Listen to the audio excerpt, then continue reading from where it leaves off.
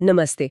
आज हम चरक संहिता से जुड़े कुछ नोट्स और सारांशों में थोड़ा गहराई से उतर रहे हैं। ये राज्य यक्ष्मा, जिसे आज हम ट्यूबरक्लोसिस या क्षय रोग कहते हैं, उसकी आयुर्वेदिक चिकित्सा पर फोकस करते हैं। इसमें वर्गीकरण, कारण, लक्षण और उपचार के कई पहलू शामिल हैं।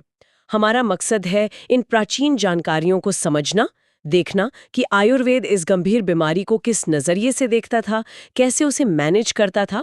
ये सिर्फ नुस्खों की बात नहीं है, बल्कि एक पूरी सोच है, एक पूरा सिस्टम है। विषय थोड़ा जटिल जरूर है, पर कोशिश करेंगे कि इसे दिलचस्प और समझने लायक बना सकें। तो चलिए शुरू करते हैं इस पड़ताल को। हाँ, ये वाकई एक गहरा विषय है और चरक संहिता का जो नजरिया है वो आधुनिक चिकित्सा से काफी अलग है। ये सिर्फ संक्रमण पर आधारित नहीं, बल्कि शरीर की समग्र स्थिति, त्रिदोष का संतुलन और यहाँ तक कि हमारी जीवन शैली उस पर भी जोर देता है। हाँ, ये बात तो है। हाँ, और यही बात दिलचस्प हो जाती है। जैसा कि नोट से पता चलता है, राजयक्ष्मा को सिर्फ फेफड़ों की बीमारी नहीं माना गया। हाँ, इसके पीछे कई कारण बताए गए हैं और लक्षणों का एक पूरा समूह है।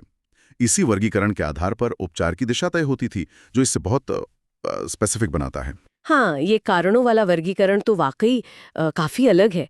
नोट्स के मुताबिक 4 मुख्य कारण बताए गए।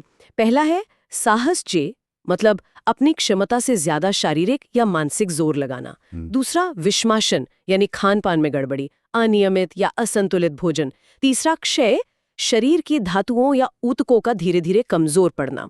और चौथा वेग संधारण, छींक, प्यास, मलमूत्र जैसी शरीर की प्राकृतिक इच्छाओं को रोकना। ये आज के नजरिए से टीबी के कारण तो नहीं लगते। सही कहा। यही तो आयुर्वेद के दृष्टिकोण की खासियत है।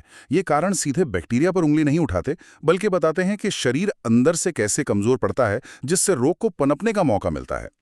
कामासस या फिर वेग संधारण जैसी चीजें शरीर के प्राकृतिक संतुलन और उसकी जो रक्षा प्रणाली है उसको बिगाड़ सकती हैं। यहाँ समझने वाली बात यह है कि आयुर्वेद रोग प्रतिरोधक क्षमता में कमी को सिर्फ बाहरी हमलावर के लिए रास्ता खोलना नहीं मानता, बल्कि उसे रोग प्रक्रिया का ही एक हिस्सा मानता है। मतलब वो एक तरह से अंदरूनी मामला ज्यादा है। अच्छा, और फिर उन 11 लक्षणों का जिक्र है, एकादश रूप, जिसे कहा गया है, जैसे खांसी, कंधे या पसलियों में दर्द, आवाज का बैठना, बुखार, सिर दर्द, बलगम में खून, सांस फूलना, दस्त, भूख न लगना और वजन का तेजी से गिरना। ये तो साफ तौर पर दिखाते हैं कि ये बीमारी पूरे शरीर पर असर डाल रही थी, सिर्फ फेफड़ों तक सीमित नहीं थी। बिल्कुल। और नोट्स में रोग के विकास यानी पैथोजेनेसिस का जो फ्लो चार्ट दिया है वो इसी बात को समझाता है।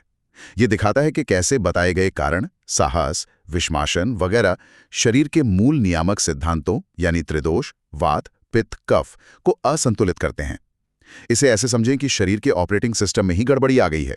त्रिदोष और स्रोतस, ये शब्द बार बार आ रहे हैं। क्या इन्हें थोड़ा और सरल कर सकते हैं हमारे समझने के लिए? जरूर जरूर।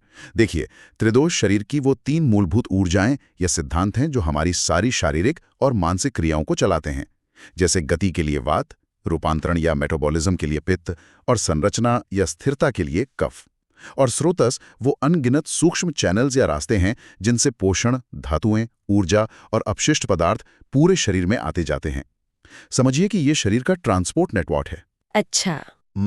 तो जब कारण दोषों को बिगाड़ते हैं तो ये बिगड़े हुए दोष इन स्रोतों में रुकावट पैदा करते हैं। जैसे मान लीजिए पाइपलाइन में कचरा फंस गया हो। इससे ऊतकों, जिन्हें आयुर्वेद में धातु कहते हैं, तक पोषण नहीं पहुंच पाता और उनका क्षय यानी वो धीरे धीरे नष्ट होना शुरू हो जाते हैं। असल में यही राजयक्ष्मा की जड़ है। अच्छा, तो ये कारण और ये पूरी प्रक्रिया समझना इलाज के लिए इतना जरूरी क्यों माना गया है? क्योंकि आयुर्वेद का पहला सिद्धांत ही है निदान परिवर्जन, यानी जिन कारणों से रोग हुआ है उनसे दूर रहना। अगर आप लगातार क्षमता से ज्यादा काम कर रहे हैं, वो साहस कारण हुआ, तो सिर्फ दवाखाने से पूरी बात नहीं बनेगी, आपको वो कारण भी हटाना होगा। ये एक तरह से बीमारी की जड़ पर काम करना है, ना कि सिर्फ लक्षणों या पत्तों पर। समझ गई। तो ये निदान परिवर्जन पहला कदम हुआ। नोट्स में आगे सामान्य चिकित्सा सिद्धांतों की बात है। दूसरा सिद्धांत है बृहण चिकित्सा।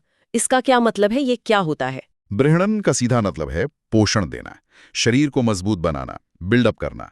ये उन रोगियों के लिए है जिनमें धातु क्षय बहुत ज्यादा हो गया है, जो बहुत कमजोर हो गए हैं। इसमें विशेष पौष्टिक आहार और औषधियां दी जाती हैं ताकि शरीर दोबारा बन सके, ताकत लौट सके।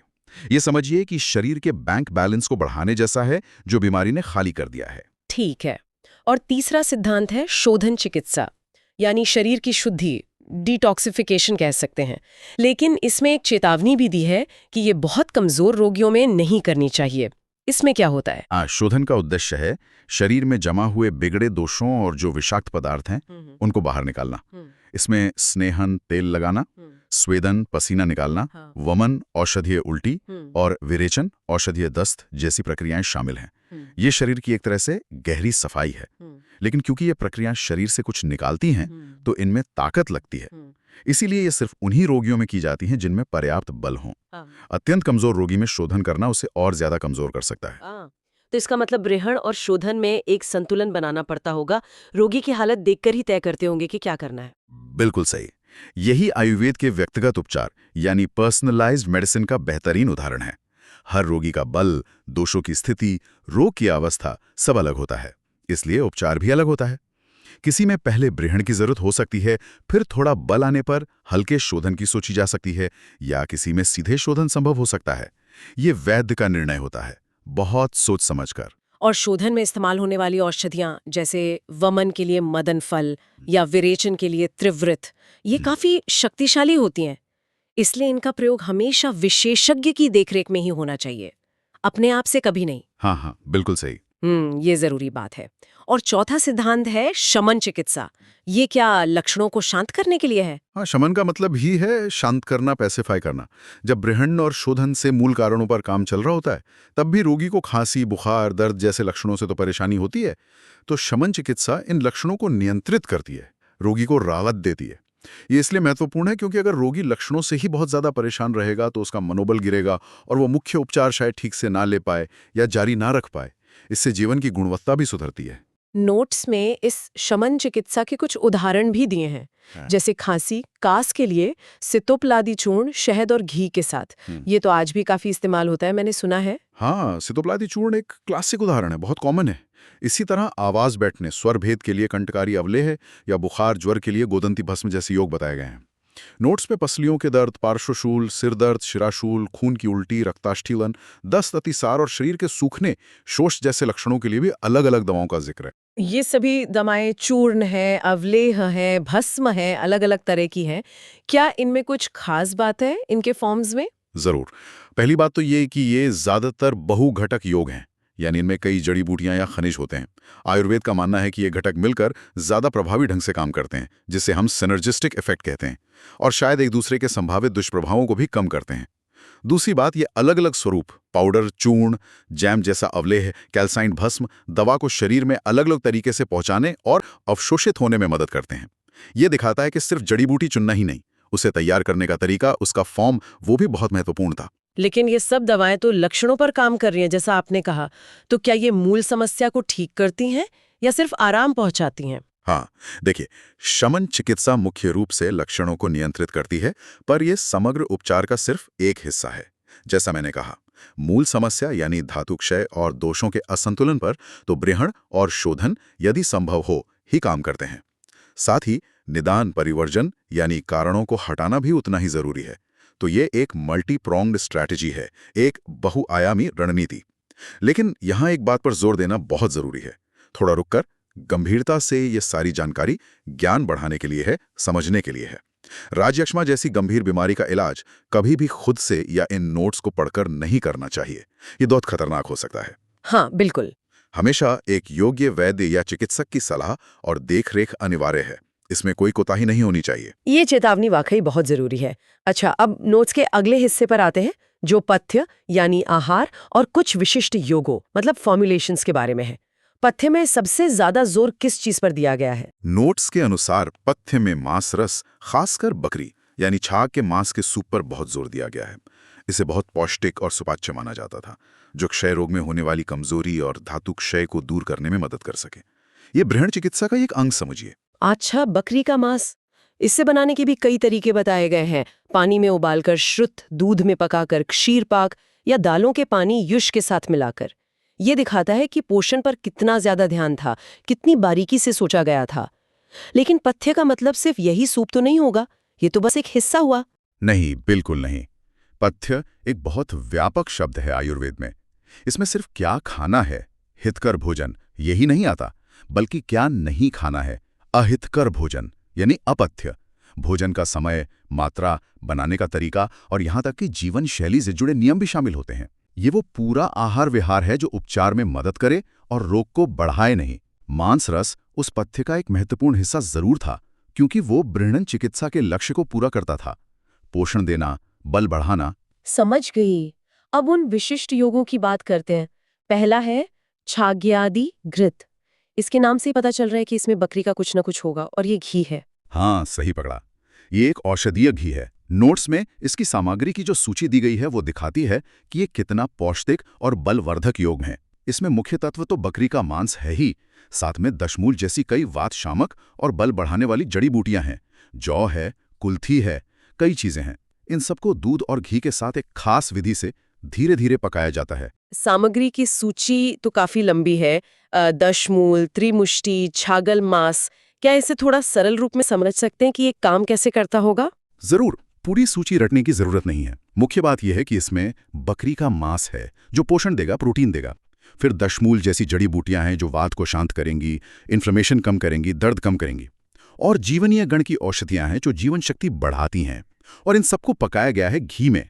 यहाँ घी सिर्फ एक माध्यम, एक बेस नहीं है, वो खुद भी एक औषधि की तरह काम करता है। घी औषधि कैसे? ये थोड़ा समझाएंगे, ये दिलचस्प है। हाँ, आयुर्वेद में घी को एक बेहतरीन अनुपान यानी कैरियर या वाहक माना जाता है।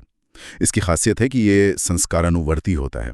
मतलब जिन जड़ी बूटियों के साथ इसे पकाया जाता है उनके गुणों को ये ग्रहण कर लेता है और उन्हें शरीर के गहरे ऊतकों, सेल्स तक पहुंचाता है। इसे योगवाही भी कहते हैं। घी वसा में घुलनशील यानी फैट सॉल्युबल एक्टिव कंपाउंड्स को शरीर में बेहतर तरीके से अवशोषित होने में मदद करता है। साथ ही ये पाचन अग्नि को बढ़ाता है, लेकिन पित्त को ज्यादा भड़काता नहीं, और शरीर को जरूरी स्निग्धता या चिकनाई देता है जो क्षय रोग की रुक्षता या ड्राइनेस को कम करने में मददगार है। तो छाग्यादि घृत सिर्फ जड़ी बूटियों का मिश्रण नहीं, बल्कि एक सोची समझी औषधीय तकनीक है, एक डिलीवरी सिस्टम भी है। ये तो बहुत ही दिलचस्प है। अच्छा, दूसरा विशिष्ट योग है द्राक्षासव। इसमें द्राक्षा यानी मुनक्का मुख्य है और ये आसव है। आसव क्या होते हैं? ये घृत से कैसे अलग है? आसव और अरिष्ट ये आयुर्वेद की किण्वित यानी फर्मेंटेड औषधियां हैं। इन्हें बनाने के लिए मुख्य जड़ी बूटी यहाँ द्राक्षा यानी मुनक्का के काढ़े या रस में गुड़ या शहद और कुछ मसाले जैसे नोट्स में त्वक, एला यानी दालचीनी, इलायची वगैरह दिए डालकर एक निश्चित समय तक संधान यानी फर्मेंटेशन के लिए रखा जाता है, बंद पात्र में।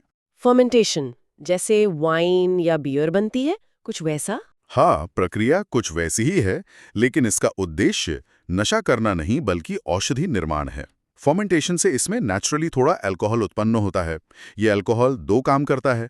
एक तो दवा को संरक्षित रखता है, प्रिजर्वेटिव का काम करता है, और दूसरा जड़ी बूटियों के सक्रिय तत्वों को निकालने, एक्सट्रैक्शन और शरीर द्वारा उन्हें आसानी से सोखने, एब्जॉर्प्शन में मदद करता है। आसव अरिष्ट पचाने में आसान होते हैं और अक्सर पाचन तंत्र और श्वसन तंत्र पर अच्छा प्रभाव डालते हैं। द्राक्षासव, जैसा कि नाम से जाहिर है, मुनक्का आधारित होने के कारण पौष्टिक, बलवर्धक और खांसी श्वास में उपयोगी माना जाता है। इसका स्वाद भी घी या कड़वे काढ़ों की तुलना में अक्सर बेहतर होता है, जिससे रोगी इसे आसानी से ले पाते हैं। तो छाग्यादि घृत और द्राक्षासव, ये दोनों ही सिर्फ दवा नहीं बल्कि पोषण और दवा को शरीर तक पहुंचाने के खास तरीके हैं। एक घी के जरिए, दूसरा फर्मेंटेशन के जरिए। बिल्कुल सही।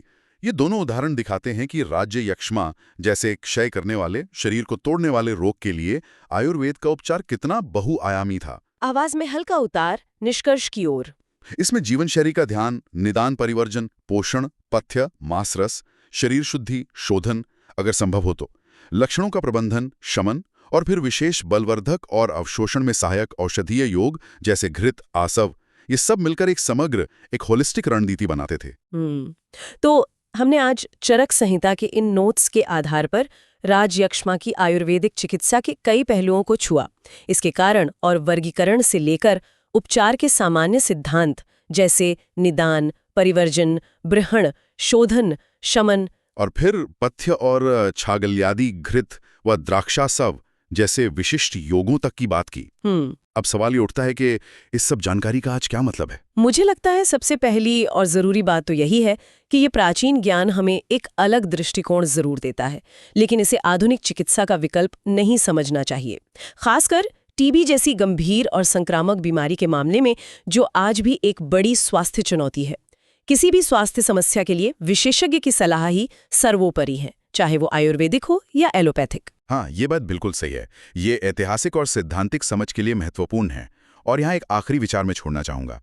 ये विश्लेषण हमें दिखाता है कि कैसे चरक संहिता जैसे ग्रंथ स्वास्थ्य और रोग को एक खंडित नजरिए से नहीं देखते थे, बल्कि एक बेहद समग्र यानी होलिस्टिक रूप में देखते थे। शरीर, मन, इंद्रियां, जीवन शैली, आहार, वातावरण, सब कुछ आपस में जुड़ा हुआ माना जाता था।